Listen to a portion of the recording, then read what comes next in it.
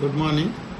సంవత్సరంనకు 12.5 సామాన్య వడ్డీతో లెక్కగట్టగా కొంత మొత్తము రెట్టింపు కావడానికి పట్టే కాలం సంవత్సరాలలో.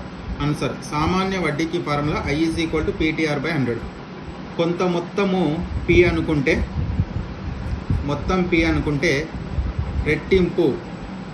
రెట్టింపు అంటే 2P.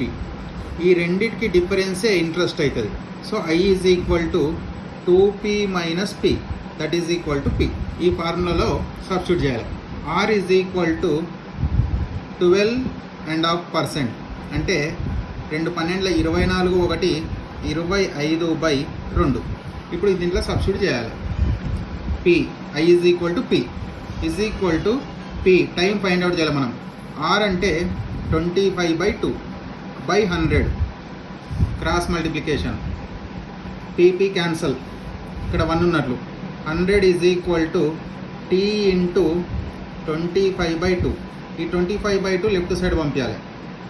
100 × 2/25 అవుతుంది. ఇది = T. క్యాన్సల్ చేస్తే 25 1 25 4 4 2 8. 8 = T. అంటే T = 8. అంటే ఈ రెట్టింపు కావడానికి 8 సంవత్సరాలు పడుతుంది.